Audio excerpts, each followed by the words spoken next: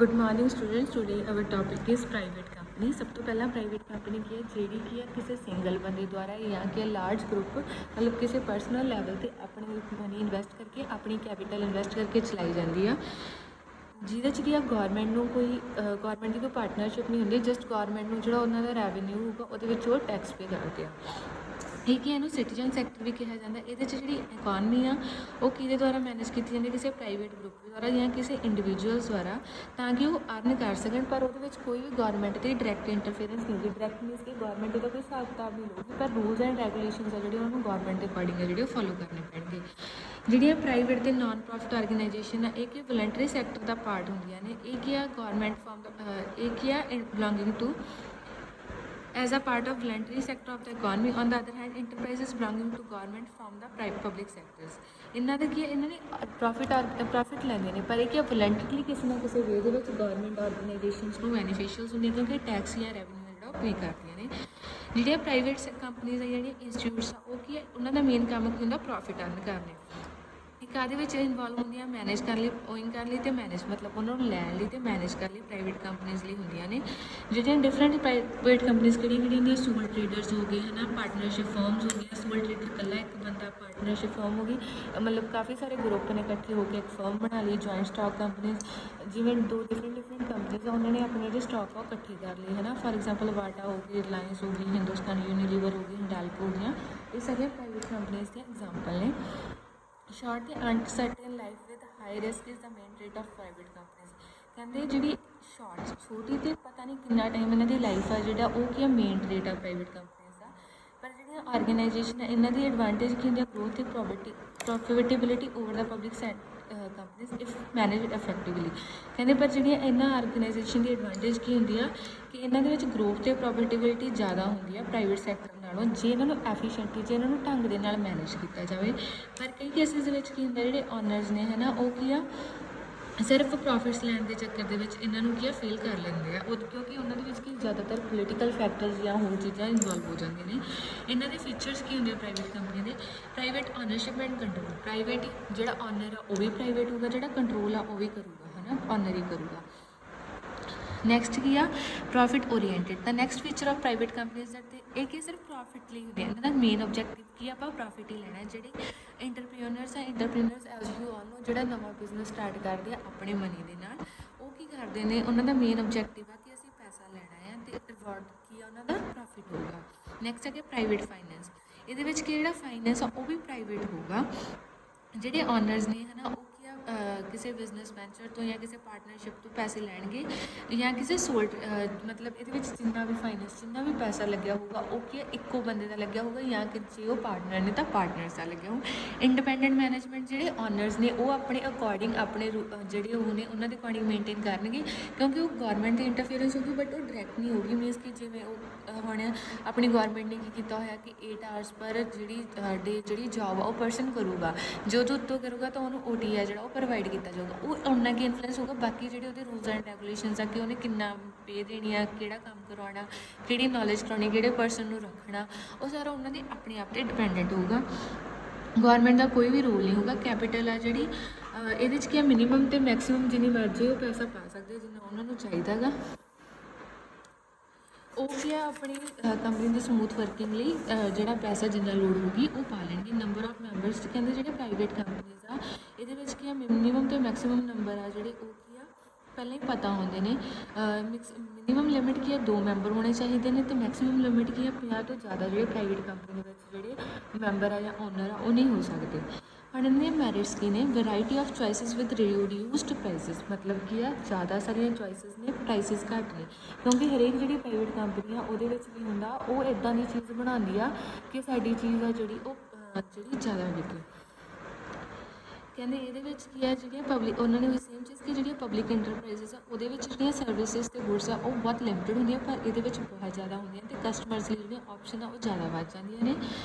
ਕਿਉਂ ਵੱਧਦੀਆਂ ਨੇ, ਤਾਂ ਕਿ ਉਹ ਜ਼ਿਆਦਾ ਪ੍ਰੋਫਿਟ ਅਰਨ ਕਰ ਸਕਣ। ਇੰਪਲੋਇਮੈਂਟ ਓਪਰਚੁਨਿਟੀਜ਼ ਇੰਕਰੀਜ਼ ਹੋਣਗੀਆਂ ਜਿਵੇਂ ਜਿਵੇਂ ਪ੍ਰਾਈਵੇਟ ਕੰਪਨੀਜ਼ ਇੰਕਰੀਜ਼ ਹੋਣਗੀਆਂ, ਕਿਉਂਕਿ ਜਿਹੜੀਆਂ ਪਬਲਿਕ ਇੰਟਰਪ੍ਰਾਈਜ਼ਸ ਨੇ ਉਹਦੇ ਵਿੱਚ ਆਲਰੇਡੀ ਜੇ ਉਹ ਲਿਮਿਟਡ ਨੰਬਰ 'ਚ ਹੋਣਗੇ ਤਾਂ ਲਿਮਿਟਡ ਨੰਬਰ ਆਫ ਇੰਪਲਾਈਜ਼ ਹੋਣਗੇ, ਪਰ ਜਿੰਨੀਆਂ ਜ਼ਿਆਦਾ ਪ੍ਰਾਈਵੇਟ ਕੰਪਨੀਜ਼ ਹੋਣਗੀਆਂ ਉਹਦੇ 'ਚ ਉਨੀ ਜ਼ਿਆਦਾ ਇੰਪਲੋਇਮੈਂਟ ਓਪਰਚੁਨਿਟੀਜ਼ ਆ ਜਿਹੜੀਆਂ ਉਹ ਇਨਕਰੀਜ਼ ਹੋ ਜਾਣਗੀਆਂ। ਕਸਟਮਰ ਸੈਂਟਰਿਕ ਕਹਿੰਦੇ ਪਬਲਿਕ ਸੈਕਟਰ ਦੇ ਨਾਲੋਂ ਕੀ ਹੈਗੇ, ਇਹਨਾਂ ਦਾ ਮੇਨ ਫੋਕਸ ਕੀ ਹੁੰਦਾ ਗਾ, ਪ੍ਰੋਡਕਸ਼ਨ ਟੈਕਨੀਕਸ ਨੂੰ ਵਧਾਉਣਾ ਹੁੰਦਾ ਤਾਂ ਕਿ ਜਿੰਨੀ ਲੋੜ ਆ ਉਹਨੂੰ ਪੂਰੀ ਕਰ ਸਕਣ ਲੋਕਾਂ ਦੀ ਨੂੰ, ਅਤੇ ਉਹਨਾਂ ਨੂੰ ਸਰਵਿਸਿਜ਼ ਪ੍ਰੋਵਾਈਡ ਕਰ ਸਕਣ। ਇਹਨਾਂ ਦਾ ਕੀ ਆ ਸਕਿੱਲ, ਮਤਲਬ ਇਹ ਜਿਹੜੀਆਂ ਕੰਪਨੀਜ਼ ਆ ਉਹ ਸਕਸੈਸਫੁਲ ਕਿਉਂ ਜ਼ਿਆਦਾ ਹੁੰਦੀਆਂ ਨੇ, ਕਿਉਂਕਿ ਅਡੈਪਟੇਸ਼ਨ ਕਰਦੀਆਂ ਨੇ। ਅਡੈਪਟੇਸ਼ਨ ਕੀ ਆ, ਜਿਹੜੀ ਨਵੀਂ ਚੀਜ਼ ਆਈ ਉਹਦੇ ਅਕੋਰਡਿੰਗ ਹੀ ਅਡੈਪਟ ਕਰਦੀਆਂ ਨੇ।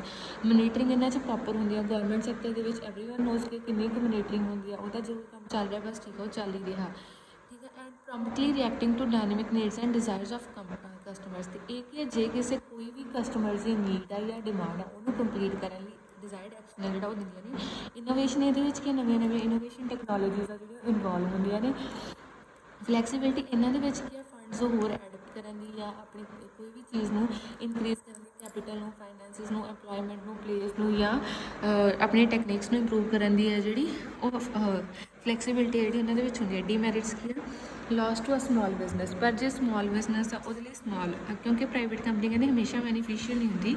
ਇਹਦੇ 'ਚ ਕੀ ਆ, ਕਈ ਵਾਰ ਜਿਹੜੇ ਸਮਾਲ ਬਿਜ਼ਨਸ ਫਰਮਸ ਆ ਜਿਹੜੀਆਂ ਉਹ ਕੀ ਆ, ਗਰੋ ਅਪ ਨਹੀਂ ਕਰ ਪਾਉਂਦੀਆਂ। ਹੈਕਟਿਕ ਵਰਕਿੰਗ ਇਨਵਾਇਰਮੈਂਟਸ, ਐਜ਼ ਆਪਾਂ ਐਵਰੀਵਨ ਨੋਜ਼ ਕਿ ਜਿਹੜੀਆਂ ਪ੍ਰਾਈਵੇਟ ਸੈਕਟਰ ਆ ਉਹਦੇ ਵਿੱਚ ਜਿਹੜਾ ਕੰਮ ਆ ਉਹ ਬਹੁਤ ਜ਼ਿਆਦਾ ਹੈਕਟਿਕ ਹੁੰਦਾ, ਜਸਟ ਬਿਕੋਜ਼ ਉਹਨਾਂ ਦੇ ਕੋਲ ਕੀ ਟਾਈਮ ਪੀਰੀਅਡ ਬਹੁਤ ਘੱਟ ਹੁੰਦਾ ਅਤੇ ਪਰਫੈਕਸ਼ਨ ਨਾਲ ਉਹਨਾਂ ਨੇ ਇਹ ਚੀਜ਼ ਬਣਾਉਣੀ ਹੁੰਦੀ ਹੈ, ਕਿਉਂਕਿ ਉਹ ਕੀ ਜ਼ਿਆਦਾ ਉਹ ਕੀ ਆ ਜ਼ੋਰ ਪਾਉਂਦੇ ਨੇ ਕਸਟਮਰਸ ਦੇ ਨੀਡਸ ਅਤੇ ਸਰਵਿਸਿਜ਼ ਨੂੰ ਕੰਪਲੀਟ ਕਰਨ ਲਈ।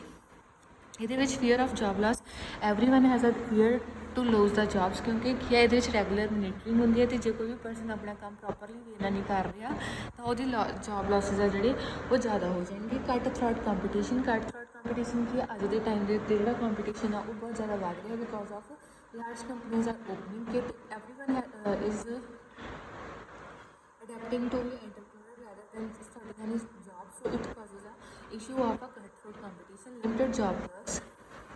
ਕਹਿੰਦੇ ਚਾਹੇ ਇਹਦੇ 'ਚ ਵੰਡਰਫੁਲ ਇੰਸ਼ੋਰੈਂਸ ਜਾਂ ਰਿਕੁਆਇਰਮੈਂਟ ਪਲਾਨਸ ਆ ਜਿਹੜੇ ਉਹ ਥੋੜ੍ਹੇ ਨੇ, ਪਰ ਜਿਹੜੇ ਇਹਦੇ ਵਿੱਚ ਜੋਬ ਰਿਲੇਟਿਡ ਵਰਕਸ ਮਤਲਬ ਕਿ ਝਟ ਕੇ ਬਹੁਤ ਨੇ ਪਬਲਿਕ ਸੈਕਟਰ ਦੇ ਨਾਲੋਂ, ਕਿਉਂਕਿ ਇਹਦੇ ਵਿੱਚ ਕੀ ਹੈ ਜ਼ਿਆਦਾ ਧਿਆਨ ਆ ਜਿਹੜਾ ਉਹ ਜੋਬ ਦੀ ਪ੍ਰੋਪਰ ਵਰਕਿੰਗ ਦੇਣਾ। ਕਰਪਸ਼ਨ ਕਹਿੰਦੇ ਹੁਣ ਕੀ ਹੈ, ਜ਼ਿਆਦਾ ਪ੍ਰਾਈਵੇਟ ਕੰਪਨੀਜ਼ ਖੋਲ੍ਹਣ ਲਈ ਆ ਹੈ ਨਾ, ਮਤਲਬ ਕਿ ਬਹੁਤ ਸਾਰੇ ਇੰਡਾਇਰੈਕਟਲੀ ਆ ਜਿਹੜੇ ਯੂਜ਼ ਕੀਤੇ ਜਾਂਦੇ, ਜਿਵੇਂ ਕਿ ਮਨੀ ਪੇ ਕਰਤਾ ਕੋਈ ਲਾਇਸੈਂਸ ਲੈਣ ਲਈ, ਕਿਸੇ ਹੋਰ ਦਾ ਲਾਇਸੈਂਸ ਯੂਜ਼ ਕਰ ਲਿਆ। These are the problems related with it. Next ਕੀ ਹੈ, ਇਹਨਾਂ ਦਾ ਮੇਨ ਕੰਮ ਕੀ ਆ, ਪ੍ਰੋਫਿਟਸ ਲੈਣਾ, ਕਿਉਂਕਿ ਕੋਈ ਵੀ ਐਂਟਰਪ੍ਰੀਨਰ ਜੋ ਬਿਜ਼ਨਸ ਸਟਾਰਟ ਕਰ ਰਿਹਾ that means is starting it for ਆ ਪ੍ਰੋਫਿਟ। ਜੇ ਉਹ ਕੀ ਪ੍ਰੋਫਿਟ 'ਤੇ ਜ਼ਿਆਦਾ ਧਿਆਨ ਦੇਊਗਾ ਤਾਂ ਕੀ ਹੈ, ਜਿਹੜੀਆਂ ਬਾਕੀ ਚੀਜ਼ਾਂ ਨੇ ਉਹ ਪਿੱਛੇ ਰਹਿ ਜਾਣਗੀਆਂ। ਲੈਕ ਆਫ ਟਰਾਂਸਪੇਰੈਂਸੀ, ਇਹਦੇ ਵਿੱਚ ਟਰਾਂਸਪੇਰੈਂਸੀ ਨਹੀਂ ਹੈਗੀ, ਕਿਉਂਕਿ ਇਹਦੇ ਬਾਰੇ ਜਿਹੜੀਆਂ ਡਿਟੇਲਸ ਨੇ ਜਾਂ ਫਾਈਨੈਂਸ਼ੀਅਲ ਸਿਸਟਮ ਆ ਉਹਦੇ ਬਾਰੇ ਜ਼ਿਆਦਾ ਨੌਲੇਜ ਕਿਹਨੂੰ ਹੋਊਗੀ, ਜਿਹੜਾ ਓਨਰਸ ਨੇ ਜਾਂ ਜਿਹੜੀ ਉਹ ਪਾਰਟਨਰਸ਼ਿਪ ਫਰਮ ਆ। ਅਦਰਸ ਨੂੰ ਜਿਹੜੀਆਂ ਇਹਦੇ ਬਾਰੇ ਕੋਈ ਵੀ ਚੀਜ਼ਾਂ ਬਾਰੇ ਕਿਸੇ ਨੂੰ ਵੀ ਪਤਾ ਨਹੀਂ ਹੋਊਗਾ। ਨੈਕਸਟ ਆ ਗਿਆ ਸੋਲ ਪ੍ਰੋਪਰਾਈਟਰਸ਼ਿਪ। ਇਹ ਕੀ ਹੁੰਦੀ ਆ, ਜਿਹੜਾ ਇੱਕੋ ਹੀ ਇੰਡੀਵਿਜੂਅਲ ਦੁਆਰਾ ਬਿਜ਼ਨਸ ਚਲਾਇਆ ਜਾਂਦਾ ਹੈਗਾ, ਅਤੇ and is not registered as a limited liability company with state। ਇਹ ਕੀ ਹੈ, ਲਾਇਬਿਲਿਟੀ ਕੰਪਨੀ ਆ ਜਿਹੜੀ ਸਟੇਟ ਦੇ ਵਿੱਚ ਰਜਿਸਟਰਡ ਨਹੀਂ ਹੁੰਦੀ, ਉਹਨੂੰ ਕਹਿੰਦੇ ਸੋਲ ਪ੍ਰੋਪਰਾਈਟਰਸ਼ਿਪ। ਇਹ ਕੀ ਹੈ, it is a easiest form of enterprise ownership and one can establish easily without having much knowledge. ਕਹਿੰਦੇ ਕੋਈ ਵੀ ਬੰਦਾ ਇਹਨੂੰ ਖੋਲ੍ਹ ਸਕਦਾ, ਕਿਉਂਕਿ ਇਹਦੇ ਲਈ ਜ਼ਿਆਦਾ ਨੌਲੇਜ ਨਹੀਂ ਚਾਹੀਦੀ। ਕਹਿੰਦੇ ਕੋਈ ਵੀ ਬੰਦਾ ਫ੍ਰੀਲਾਂਸਰ ਦੀ ਤਰ੍ਹਾਂ ਕੰਮ ਕਰ ਰਿਹਾ, ਠੀਕ ਹੈ, ਜਾਂ ਕੋਈ ਸੇਲਸਮੈਨ ਦੀ ਤਰ੍ਹਾਂ ਕੰਮ ਕਰ ਰਿਹਾ, ਕੰਟਰੈਕਟ ਬੇਸਡ ਜੋਬਸ ਪ੍ਰੋਵਾਈਡ ਕਰ ਰਿਹਾ, ਉਹ ਕੀ ਸੋਲ ਪ੍ਰੋਪਰਾਈਟਰਸ ਨੇ। ਮੀਨਸ ਕਿ ਸੋਲ ਪ੍ਰੋਪਰਾਈਟਰਸ਼ਿਪ ਕੀ ਆ, ਇਹਦੇ ਲਈ ਤੁਹਾਨੂੰ ਕਿਸੇ ਵੀ ਰਜਿਸਟ੍ਰੇਸ਼ਨ ਦੀ ਮਤਲਬ ਲਿਮਿਟਡ ਲਾਇਬਿਲਿਟੀਜ਼ ਹੁਣ ਜਿਵੇਂ ਥੋੜ੍ਹੀ ਅਮਾਊਂਟ ਦੇ ਵਿੱਚ ਜੇ ਤੁਸੀਂ ਕੰਮ ਕਰ ਰਹੇ ਹੋ ਤਾਂ ਤੁਹਾਨੂੰ ਰਜਿਸਟ੍ਰੇਸ਼ਨ ਦੀ ਲੋੜ ਨਹੀਂ, ਕਿ ਤੁਸੀਂ ਸਿੰਗਲ ਬੰਦਾ ਇਹਨੂੰ ਚਲਾ ਰਿਹਾ। ਜਿਵੇਂ ਅੱਜ ਦੇ ਟਾਈਮ 'ਤੇ ਫ੍ਰੀਲਾਂਸਰ ਦੇ ਕੰਮ ਹੋ ਗਏ, ਕੋਈ ਸੇਲਸਮੈਨ ਦੀ ਤਰ੍ਹਾਂ ਐਕਟ ਕਰ ਰਿਹਾ, ਕੋਈ ਕਰਾਫਟਮੈਨ ਦੀ ਤਰ੍ਹਾਂ ਕੰਮ ਕਰ ਰਿਹਾ ਕੰਟਰੈਕਟ ਬੇਸਡ ਜੋਬ 'ਤੇ, ਉਹਨੂੰ ਕਹਿੰਦੇ ਸੋਲ ਪ੍ਰੋਪਰਾਈਟਰਸ। ਇਹਦੀ ਡੈਫੀਨੇਸ਼ਨ ਕੀ ਹੈ, the individual proprietorship is a form of a business organization at the head of which stands on individual as one who is responsible to direct the operation and who also run the risk of failure। ਕਹਿੰਦੇ ਸੋਲ ਪ੍ਰੋਪਰਾਈਟਰਸ਼ਿਪ ਉਹ farm ਆ ਜਿਹਦੇ 'ਚ ਕੀ ਆ, business organisation ਹੈ, ਇੱਕ ਹੀ ਬੰਦਾ ਚਲਾਉਂਦਾ, ਜਿਹੜਾ ਰਿਸਪੋਂਸੀਬਲ ਆ ਉਹੀ ਸਾਰੇ ਕੰਮ ਦੇਖਦਾ, ਅਤੇ ਉਹੀ ਜਿਹੜਾ ਰਿਸਕ ਆਫ ਫੇਲਿਅਰ ਆ ਉਹ ਝੱਲੂਗਾ, ਉਹੀ ਉਹਦੇ ਨਾਲ ਡੀਲ ਕਰੂਗਾ। ਨੈਕਸਟ ਹੈ ਜੀ classification of sole trader, sole ownership. ਕਹਿੰਦੇ ਜਿਹੜੇ ਬੰਦੇ ਕੋਲ ਇਕੱਲੇ ਕੋਲ ਹੀ ਓਨਰਸ਼ਿਪ ਆ ਉਹ ਹੋ ਗਿਆ ਸੋਲ ਓਨਰਸ਼ਿਪ। ਨੋ ਸੈਪਰੇਟ ਲੀਗਲ ਐਂਟਾਈਟੀ, ਹੋਰ ਕੋਈ ਵੀ ਹੈ ਨਾ ਲੀਗਲ ਐਂਟਾਈਟੀ ਨੂੰ ਮਤਲਬ ਉਹਦੇ ਜਿਹੜੇ ਖਰਚਾ ਜਾਂ ਕੁਛ ਵੀ ਆ ਉਹ ਕੁਛ ਵੀ ਜਿਹੜਾ ਲੀਗਲ ਆ ਉਹ ਕਿਸੇ ਕੋਲ ਨਹੀਂ ਹੋਊਗਾ। ਨੈਕਸਟ ਹੈ ਕਿ unlimited liability the proprietor is only person liable for its all debits. ਕਹਿੰਦੇ ਜਿਹੜਾ ਪ੍ਰੋਪਰਾਈਟਰ ਉਹੀ ਲਾਇਬਲ ਹੋਊਗਾ ਸਾਰੇ ਡੈਬਿਟਸ ਦਾ ਜਿੰਨਾ ਪੈਸੇ ਆ। ਨੋ ਪ੍ਰੋਫਿਟ ਸ਼ੇਅਰਿੰਗ, ਕਿਸੇ ਨਾਲ ਪ੍ਰੋਫਿਟ ਸ਼ੇਅਰਿੰਗ ਨਹੀਂ ਕਰਨੀ ਹੁੰਦੀ, ਕੋਈ ਵੀ ਲੀਗਲ ਫਾਰਮੈਲਿਟੀਜ਼ ਨਹੀਂ ਹੋਣਗੀਆਂ। ਇਹ ਸਾਰੇ ਕੀ ਆ ਕਰੈਕਟਰਿਸਟਿਕਸ ਨੇ ਸੇਲ ਟ੍ਰੇਡਰਸ ਦੇ। ਐਡਵਾਂਟੇਜਸ ਕੀ ਆ, ਲੋ ਪ੍ਰੋਡਕਸ਼ਨ ਕਾਸਟ, ਜੇ ਜਿੰਨੀ ਜ਼ਿਆਦਾ ਕੰਪਨੀ ਛੋਟੀ ਹੋਊਗੀ ਉਨੀ ਜ਼ਿਆਦਾ ਪ੍ਰੋਡਕਸ਼ਨ ਕਾਸਟ ਘੱਟ ਹੋਊਗੀ। ਟਾਈਮਲੀ ਡਿਸੀਜ਼ਨ ਮੇਕਿੰਗ, ਕਿਉਂਕਿ ਉਹਨੇ ਕਿਸੇ ਹੋਰ ਦੀ ਵੇਟ ਨਹੀਂ ਕਰਨੀ ਹੈਗੀ, ਉਹਨੇ ਇਕੱਲੇ ਨੇ ਡਿਸੀਜ਼ਨਸ ਲੈਣੇ ਆ, ਦੈਟ ਕਰਕੇ ਉਹਦੇ 'ਚ ਕੀ ਆ ਡਿਸੀਜ਼ਨ ਮੇਕਿੰਗ ਹੈ ਜਿਹੜੀ ਬਹੁਤ ਈਜ਼ੀ ਹੋ ਜੂਗੀ। ਪਰਸਨਲ ਕੰਟੈਕਟਸ ਐਂਡ ਰਿਲੇਸ਼ਨਸ਼ਿਪਸ ਕੀ ਆ, ਜਿਹੜੇ ਉਹਦੇ ਆਪਣੇ ਰਿਲੇਸ਼ਨਸ਼ਿਪਸ ਦੇ ਕੰਟੈਕਟਸ ਨੇ ਉਹ ਕੀ ਜ਼ਿਆਦਾ ਡਾਇਰੈਕਟ ਹੋਣਗੇ, ਉਹਦੇ ਨਾਲ ਕੀ ਉਹਨੂੰ ਜ਼ਿਆਦਾ ਪ੍ਰੋਫਿਟ ਹੋਣਗੇ। ਨੈਕਸਟ ਹੈ ਕਿ easy to start and resolve, ਕਰਨੀ ਵੀ ਸੌਖੀ ਹੈ ਸ਼ੁਰੂ ਤੇ ਫੇਲੀਅਰ ਦੇ ਚਾਂਸਿਸ ਜੇ ਤੁਹਾਨੂੰ ਜ਼ਿਆਦਾ ਲੱਗਦੇ ਆ ਤਾਂ ਤੁਸੀਂ ਉਹਨੂੰ ਰੋਕ ਵੀ ਸਕਦੇ ਹੋ। ਬਿਜ਼ਨਸ ਕੌਨਫੀਡੈਂਸ਼ੀਅਲਿਟੀ ਪੂਰੀ ਹੈ ਕਿਉਂਕਿ ਤੁਸੀਂ ਕਿਸੇ ਨਾਲ ਆਪਣੀ ਡਿਟੇਲਸ ਆ ਜਿਹੜੀਆਂ ਉਹ ਸ਼ੇਅਰ ਨਹੀਂ ਕਰਨੀਆਂ। ਫਲੈਕਸੀਬਿਲਿਟੀ ਇਨ ਬਿਜ਼ਨਸ ਦੇ ਵਿੱਚ ਜ਼ਿਆਦਾ ਫਲੈਕਸੀਬਿਲਿਟੀ ਹੈ। ਡਿਸਐਡਵਾਂਟੇਜ ਕੀ ਹੈ, ਇਨਐਡਿਕੁਏਟ ਸੋਰਸਿਸ ਆਫ ਪ੍ਰੋਡਕਸ਼ਨ, ਜਿਹੜੇ ਸੋਰਸਿਸ ਨੇ ਪ੍ਰੋਡਕਸ਼ਨ ਦੇ ਉਹ ਇਨਐਡਿਕੁਏਟ ਨੇ ਕਿਉਂਕਿ ਉਹਦੇ ਕੋਲ ਕੀ ਕੰਪਲੀਟ ਨਹੀਂ ਹੋਊਗਾ। ਜੇ ਕੋਈ ਬੰਦਾ ਜ਼ਿਆਦਾ ਨੇ ਤਾਂ ਉਹ ਜ਼ਿਆਦਾ ਫਾਈਨੈਂਸ ਆ ਜਿਹੜਾ ਉਹ ਇਨਵੈਸਟ ਕਰਨਗੇ ਅਤੇ ਜ਼ਿਆਦਾ ਸਾਰੀਆਂ ਸਰਵਿਸਿਜ਼ ਲੈਣਗੇ। ਲਿਮਿਟਡ ਸਕਿੱਲਸ ਐਂਡ ਨੌਲੇਜ ਕਿਉਂਕਿ ਇੱਕ ਪਰਸਨ ਉਹਨੂੰ ਕਿੰਨੀ ਕੁ ਨੌਲੇਜ ਹੋਊਗੀ ਅਤੇ ਕਿੰਨੀਆਂ ਕੁ ਸਕਿੱਲਸ ਹੋਣਗੀਆਂ ਉਹਦੇ ਕੋਲ। ਨੋ ਇਕੋਨਮੀਜ਼ ਆਫ ਲਾਰਜ ਸਕੇਲ ਪ੍ਰੋਡਕਸ਼ਨ, ਇਹਦੇ ਕੋਲ ਕੋਈ ਵੀ ਮਤਲਬ ਵੱਡੀ ਉਹਨੂੰ ਕਰਨ ਦੀ ਹਜੇ ਕੋਈ ਉਹ ਨਹੀਂ ਹੋਊਗਾ। ਸਮਾਲ ਇਨਕਮ ਆ ਜਿਹੜੀ ਬਹੁਤ ਥੋੜ੍ਹੀ ਹੋਊਗੀ। ਇੰਸਟੇਬਿਲਿਟੀ ਹੋਊਗੀ। ਅਨਲਿਮਿਟਡ ਲਾਇਬਿਲਿਟੀਜ਼ ਆ ਜਿਹੜੀਆਂ ਉਹ ਕੀ ਇਹਨਾਂ ਦੇ ਕੋਲ ਨਹੀਂ ਹੋਣਗੀਆਂ। ਪਾਰਟਨਰਸ਼ਿਪ, ਦੋ ਜਾਂ ਦੋ ਤੋਂ ਜ਼ਿਆਦਾ ਬੰਦੇ ਆ ਜਿਹੜੇ ਉਹ ਕੀ ਆ ਇਹਦੇ ਵਿੱਚ ਇਨਵੋਲਵ ਹੁੰਦੇ ਆ। ਕਹਿੰਦੇ ਜਿਹੜੀ ਬੈਂਕਿੰਗ ਇੰਡਸਟਰੀ ਆ ਉਹਦੇ 'ਚ ਮੈਕਸੀਮਮ ਨੰਬਰ ਦੇ ਬੰਦੇ ਕੀ 10 ਆ ਸਕਦੇ ਅਤੇ ਜਿਹੜੀ ਅਦਰ ਇੰਡਸਟਰੀ ਆ ਉਹਦੇ ਲਈ 20 ਆ ਸਕਦੇ ਨੇ। ਹੁਣ ਕੀ ਆ ਜਿਹੜੇ ਇਹਦੇ ਕਰੈਕਟਰਿਸਟਿਕ ਕੀ ਆ, 2 ਔਰ ਮੋਰ ਪਰਸਨ, ਦੋ ਜਾਂ ਦੋ ਤੋਂ ਜ਼ਿਆਦਾ ਪਰਸਨ ਨੇ ਜਿਹੜੇ ਉਹ ਇਨਵੋਲਵ ਕਰ ਸਕਦੇ ਆ। ਐਗਰੀਮੈਂਟ ਜਾਂ ਕੰਟਰੈਕਟ ਹੁੰਦਾ ਗਾ। ਲਾਫੁਲ ਬਿਜ਼ਨਸ ਆ। ਪ੍ਰੋਫਿਟ ਸ਼ੇਅਰਿੰਗ ਹੁੰਦੀ ਆ। ਮਿਊਚੁਅਲ ਏਜੰਸੀਜ਼ ਨੇ। ਐਡਵਾਂਟੇਜ ਕੀ ਆ, ਸੌਖੀ ਆ ਐਸਟੈਬਲਿਸ਼ ਕਰਨੀ। ਰਾਈਟ ਐਂਡ ਬੰਦਾ ਕੀ ਜ਼ਿਆਦਾ ਹੁੰਦੇ ਨੇ ਹੈ ਨਾ, ਤਾਂ ਉਹ ਪ੍ਰੋਮਪਟ ਡਿਸੀਜ਼ਨ ਮੇਕਿੰਗ ਲੈਂਦੇ ਨੇ। Use of diverse skills and knowledge, ਜਿੰਨੇ ਜ਼ਿਆਦਾ ਬੰਦੇ ਹੋਣਗੇ ਉਹਨਾਂ ਕੋਲ ਉਨੀ ਜ਼ਿਆਦਾ ਨੌਲੇਜ ਹੋਊਗੀ, ਉਨੀਆਂ ਜ਼ਿਆਦਾ ਸਕਿੱਲਸ ਹੋਣਗੀਆਂ। ਬਿਜ਼ਨਸ ਦੀ ਕੌਨਫੀਡੈਂਸ਼ੀਅਲਿਟੀ ਉਹਨਾਂ ਦੇ ਵਿੱਚ ਹੀ ਰਹੂਗੀ। ਜਿਹੜੇ ਪਰਸਨਲ ਕੰਟੈਕਟਸ ਦੇ ਰਿਲੇਸ਼ਨਸ਼ਿਪਸ ਨੇ ਉਹ ਲੋਕਾਂ ਨੇ ਉਹਨੂੰ ਚੀਜ਼ ਨੂੰ ਅਟਰੈਕਟ ਕਰਨਗੇ। ਆਪਣੇ ਪਰਸਨਲ ਇੰਟਰਸਟ ਅਤੇ ਇਨੀਸ਼ੀਏਟਿਵਸ ਆ ਜਿਹੜੇ ਉਹ ਜਦੋਂ ਲੋਕ ਲੈਣਗੇ ਤਾਂ ਕੰਪਨੀ ਹੋਰ ਜ਼ਿਆਦਾ ਗਰੋ ਅਪ ਕਰੂਗੀ। ਲਾਰਜ ਸਕੇਲ ਪ੍ਰੋਡਕਸ਼ਨ ਦਾ ਜਿਹੜਾ ਜ਼ਿਆਦਾ ਸਕੋਪ ਆ। ਰਿਸਕ ਸ਼ੇਅਰਿੰਗ ਆ ਕਿਉਂਕਿ ਜ਼ਿਆਦਾ ਲੋਕਾਂ ਦੀ ਤਾਂ ਫਾਈਨੈਂਸ ਦਾ ਜੇ ਸ਼ੇਅਰਿੰਗ ਆ ਜਾਂ ਕੋਈ ਫੇਲੀਅਰ ਹੁੰਦੀ ਆ ਤਾਂ ਉਹ ਜ਼ਿਆਦਾ ਅਮਾਊਂਟ 'ਤੇ ਜਿਹੜੇ ਲੋਕ ਨੂੰ ਸ਼ੇਅਰ ਕਰਨਗੇ। ਡਿਸਐਡਵਾਂਟੇਜ ਕੀ ਆ, ਅਨਸਰਟੇਨ ਐਗਜ਼ਿਸਟੈਂਸ ਆ ਜਿਹੜੀ ਉਹ ਪਤਾ ਨਹੀਂ ਕਿੰਨਾ ਟਾਈਮ ਚੱਲੂਗੀ। ਜੇ ਪਾਰਟਨਰਸ ਦੇ ਵਿੱਚ ਕੋਈ ਡਿਸਪਿਊਟ ਹੋ ਗਿਆ ਤਾਂ ਵੀ ਪ੍ਰੋਬਲਮਸ ਆ। ਲਾਰਜ ਸਕੇਲ ਬਿਜ਼ਨਸ ਲਈ ਇਹ ਚੀਜ਼ ਆ ਜਿਹੜੀ ਸਕਸੈਸਫੁਲ ਨਹੀਂ ਹੈਗੀ। ਵੀਕ ਮੈਨੇਜਮੈਂਟ ਕਿਉਂਕਿ ਜ਼ਿਆਦਾ ਲੋਕੀ ਨੇ। ਟਰਾਂਸਫਰੇਬਿਲਿਟੀ ਆ ਜਿਹੜੀ ਉਹ ਨਹੀਂ ਹੈਗੀ। ਨੈਕਸਟ ਕੀ ਹੈ ਜਿਹੜਾ ਨੈਕਸਟ ਜਿਹੜੀਆਂ ਜੁਆਇੰਟ ਸਟਾਕ ਕੰਪਨੀਜ਼ 'ਤੇ ਜਿਹੜੀਆਂ ਉਹ ਹੋਰ ਇਹਦੇ ਪਾਰਟਸ ਨੇ ਪ੍ਰਾਈਵੇਟ ਸੈਕਟਰ ਦੇ, ਵੀ ਵਿਲ ਡੂ ਟਮੋਰੋ।